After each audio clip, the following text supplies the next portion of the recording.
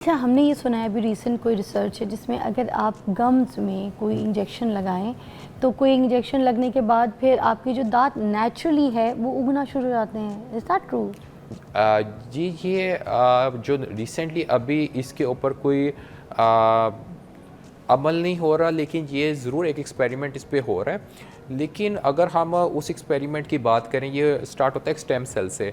एक stem cell inject किया जाता है सॉकेट के अंदर। सॉकेट वो मतलब कि जैसे दांत निकाला उधर सॉकेट के अंदर वो स्टेम सेल किया और उसको बंद कर दिया जाता है, स्टिच कर दिया जाता है और उससे दांत उगना स्टार्ट होता है। लेकिन इसके पीछे इसको हम अगर आगे तक लेके जाएँ तो इसके अंदर बड़ी कॉम्प्लिकेशंस आनी है। सबसे पहली कॉम्प्लिकेशन जो इसके अंदर आनी है वो ये है कि वो रिएक्ट कैसे करेगा मुंह के अंदर। ठीक है, कोई इन्फेक्शन तो नहीं करता, कोई इस तरह तो नहीं करता, कोई और इशू तो नहीं करता। सेकेंडली उसके अंदर जो सबसे बड़ा इशू आएगा वो ये आएगा कि वो कितनी देर में बाहर आता है। ठीक है, क्योंकि अगर का ज़्यादा देर हो गई, टाइम पीरियड बहुत ज़्यादा हो गया, तो इर्द गिर्द वाली बोन भी हमारी रिसीड कर जाती है। जब वो बोन रिसीड होगी तो दांत ने उग के कहाँ आना है, कहाँ लगना है, क्योंकि दांत तो हमारा बोन पीडियल फाइबर्स और बोन के साथ लगा होता है। दूसरी कॉम्प्लिकेशन उसमें ये आएगी। तीसरी कॉम्प्लिकेशन उसमें ये आएगी कि उसका हम शेड कैसे बनाएंगे। शेड मतलब क्या, फॉर एग्जांपल हमारे जो दांत है वो है A1 शेड के, फॉर एग्जांपल A1 शेड या A2 शेड, ये दांतों के कलर की मैं बात कर रहा हूँ। कलर, अब हमने जो स्टेम सेल लगाया है, अब हमें क्या पता वो कौन से शेड से उगेगा। सर मगर वो तो आप क्राउनिंग करके वो ये कैपिंग करके ये सारी चीज़ों से तो शेड, और वैसे भी स्केलिंग्स जो आप लोग करते हैं उसमें कलर शेड आप लोग चेंज भी कर देते हैं। अगर किसी को वाइट चाहिए तो वो पॉलिशिंग से भी जो है ना आप लोग लेज़र लाइट से भी कर देते हैं। हाँ, तो वो तो हो ही जाता है। तो चलो, मगर ये पता चला है कि एटलीस्ट एक और नई चीज़ जो है वो मुतारिफ जी होने अभी, लगी है लेकिन ना। इसके ऊपर भी बहुत ज़्यादा बातें हैं, कोई इसको कर रहा है कोई नहीं कर रहा। जी ठीक है, जितनी भी सेलिब्रिटीज़ थी इन्होंने अभी, क्योंकि इस चीज़ को ट्रेंड में लेकर आई हैं। अगर आप देखें तो हॉलीवुड की जितनी भी एक्ट्रेसेस हैं उनकी जितनी भी स्माइल लाइन है उन्होंने अपनी हॉलीवुड स्माइल करवाई हुई है। फिर ये जो इंडियन एक्ट्रेसेस हैं उन्होंने भी हॉलीवुड स्माइल करवाई हुई है। पाकिस्तान में बहुत सी सेलिब्रिटीज़ हैं जिन्होंने हॉलीवुड स्माइल करवाई हुई है। तो अब इसके बारे में आप क्या कहेंगे, ये कितनी अच्छी है, कितनी प्यारी है और कितनी ज़रूरी है? क्या ये सिर्फ टीवी पे काम करने वाले जो शोबिस पे करते हैं, सोशल मीडिया पे होते हैं या कैमरे के सामने होते हैं, उनको ज़रूरी है या anybody can just follow this and जी ये बहुत अच्छी आपने सवाल किया। ट्रेंड इसमें बन गया, एवरीबडी इज फॉलोइंग दिस, नहीं? जी जी देखें, मैं हमेशा पेशेंट से ये कहता हूँ, हमारे यहाँ मोस्टली इन पाकिस्तान दांतों को इतना सीरियसली नहीं लिया जाता जब तक उसके अंदर कोई मसला ना आए। और मैं पेशेंट से हमेशा ये कहता हूँ कि आप हर चीज़ का अपना ख्याल रखते हैं, लेकिन जो चीज़ आपकी सबसे ज़्यादा ज़रूरी है, जिसके ज़रिए आपका खाना वगैरह आपने चबाना है और सब कुछ अंदर जाना है, खाना आप खाएंगे, सब कुछ करेंगे, इम्यूनिटी तेज़ होगी और डिफरेंट आपका सारा सिनेरियो खाने से ही होता है, फूड से होता है, इंटेक से होता है। स्किन को फ्रेश रखना है तो सब कुछ मुंह के ज़रिए जाना है। अगर आपकी वही चीज़ ही ख़राब है तो आप समझ लें कि आपका फ़र्स्ट स्टेप तो ख़राब है। अब आपका अगले स्टेप्स में क्या होना है वो अलग चीज़ है। अब आपके मुंह में फॉर एग्ज़ाम्पल दांत वगैरह ख़राब हुई हुई हैं और ख़राब की वजह से उसके ऊपर बैक्टीरियाज़ हैं, डिफरेंट बैक्टीरियाज़ हैं, आप वही चीज़ इंजेस्ट कर रहे हैं।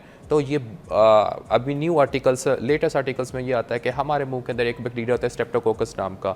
वो जब हम खाने के ज़रिए या थूक निकलते हैं या पानी पीते हैं तो वो आपके अंदर इंजेस्ट होता है, वो अंदर जाके आपके दिल पे सबसे ज़्यादा अटैक करता है। इसलिए नॉर्मली जो डॉक्टर्स होते हैं, जो अच्छे फिजिशियन है, जो इस चीज़ को समझते हैं, तो पाकिस्तान में भी इस चीज़ का बहुत शो हो रहा है, तो वो डेंटल क्लियरेंस के लिए पहले भेजते हैं कि आप डेंटल क्लियरेंस करवा के बाद में हम आपके दिल का कोई ट्रीटमेंट करेंगे। बाकी जो एस्थेटिकली की जहाँ तक आप बात है वो आपकी बिल्कुल सही है। आजकल लोगों के अंदर ये ट्रेंड आ गया और लोग इसको बहुत ज़्यादा फॉलो कर रहे हैं, क्योंकि आपका अगर हम देखें आपकी जो फेस है ना, फेस का लुक वो मोस्टली आपके दांतों से ही बनता है। ईडेंचुलस पेशेंट मतलब जिनके अंदर कोई दांत नहीं होते, जैसे जो बूढ़े होते हैं उनके अंदर कोई दांत है, तो उसके अंदर आपने देखा होगा उनकी चीक्स अंदर चली जाती हैं। उनकी चीक, क्योंकि दांत नहीं होते, आपके जो चीक्स होते हैं उनको दांत की सपोर्ट चाहिए होती है, तो वो दांत चीक्स आपके अंदर चले जाते हैं। तो इसलिए आजकल, ये पहले नहीं था लेकिन आजकल लोग खुद पहले सर्च करके आते हैं, फिर वो डॉक्टर को बताते हैं कि हमने ये किया।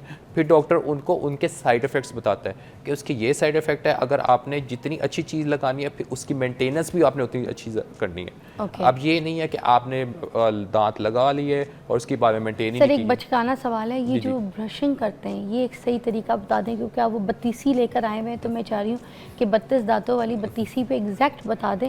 एक तो ब्रश जो है हैज़ टू बी मीडियम और मोर सॉफ्ट, लाइक व्हाट? देखें, सबसे जो हमारे यहाँ पे एक डायलेमा है ना, मैं आपसे ये शो में पहले ही बताया था कि मेरे पास भी कई पेशेंट आते हैं और वो यही पूछते हैं कि हम कौन सा ब्रश यूज़ करें।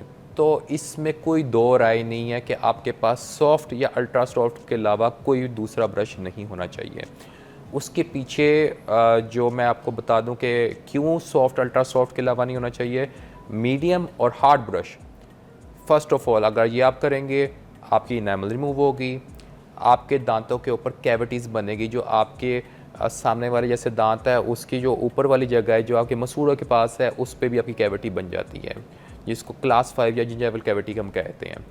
उसका फिर आगे कोई फिलिंग वगैरह से कोई परमानेंट इलाज नहीं कुछ होता। लोगों के जो मसूड़ों में गम्स में खून निकलता है तो वो भी इसी वजह से ब्रश। हार्ड ब्रशिंग की वजह से या कैलकुलस या टाटर की वजह से वो उनका खून निकलता है। कुछ लोग बहुत हार्ड ब्रशिंग करते हैं और ब्रशिंग वजह से ब्लड लॉस बहुत हो जाता है। हाँ जी, होता है, क्यों नहीं होता। अच्छा, अब जहाँ तक टेक्निक की बात है, सबसे पहले तो हमने अपना ब्रश की सिलेक्शन करनी है। मैं किसी ब्रांड को, मेरा पेशेंट आता है कोई ब्रांड बता दे, मैं किसी ब्रांड को नहीं कहता, मैं कहता हूँ कि जो भी ब्रश या ब्रांड यूज़ कर रहे हो उसमें अल्ट्रा सॉफ्ट देखें, अल्ट्रा सॉफ्ट नहीं होता तो सॉफ्ट देखें, ठीक है। और फिर उसको दूसरा तरीका ये है कि हमने ब्रश को अपने दांतों के पास लेके आना है। अब लोग क्या करते हैं, लोग दबाते हैं और इस तरह ब्रशिंग करते हैं, ठीक है, जो कि बिल्कुल गलत है। हमने जब अपने ब्रश को अपने दांतों के पास लेके आना है तो जब हमें फील हो कि पहला ब्रिसल टच हो गया दांतों को, वहाँ पे रुक जाना है हमने, ठीक है, वहाँ पे रुक जाना है। और फिर हमने जैसे हमारा जायवा ऊपर की तरफ है, ऊपर वाले दांतों से चलने स्टार्ट कर लेते हैं, तो हाफ हमारा ब्रिसल जिंजाइवा पे और हाफ हमारा जो ब्रिसल है वो दांतों पे हो, और थोड़ा सा हमने उसको 45 डिग्री पे अबव कर देना, ताकि जो जिंजाइवा के अंदर जो पॉकेट्स हैं उसके अंदर भी जो चीज़ें, जो फूड पार्टिकल्स उसके अंदर ही बेडेड है वो भी निकल जाए। इस तरह करके फिर हमने इसको सर्कुलर मोशन में प्यार से करना है और बहुत प्यार से ब्रशिंग करनी है।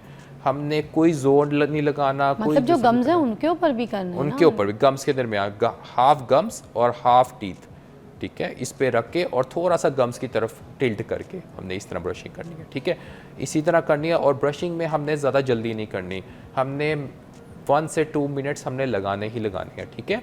इसी तरह साइडों पे भी होगी, दूसरी साइड पे भी होगी, फिर हम नीचे चले जाएंगे। अब नीचे में जो जिंजाइवा है वो नीचे की तरफ है, तो हमने जो अपना ब्रश है उसकी टिल्टिंग नीचे की तरफ थोड़ी सी कर देनी है और फिर इसको हमने सर्कुलर मोशन पे लेके जाना है। फिर इसको हम एक टेक्निक कहते हैं मॉडिफाई बेस टेक्निक। अब जहाँ तक बात आती है कि बच्चे कैसे ब्रश करें, तो वो डिफरेंट एक टेक्निक आती है, वो हम उसमें मॉडिफाई बेस नहीं, उसमें फोन्स टेक्निक यूज़ करते हैं। उसमें क्या होता है कि एक तो बच्चों का ब्रश होता है, छोटा इन साइज़ होता है, और फिर हमने क्या करना है कि पहला ब्रिसल टच हो गया और फिर यहाँ से दोनों जॉस की साथ करनी है, दोनों जो आपके मैक्सिलरी ऊपर वाले दांत और नीचे मैंडिबुलर नीचे वाले दांत, उन दोनों को हमने साथ साथ ब्रश करना है।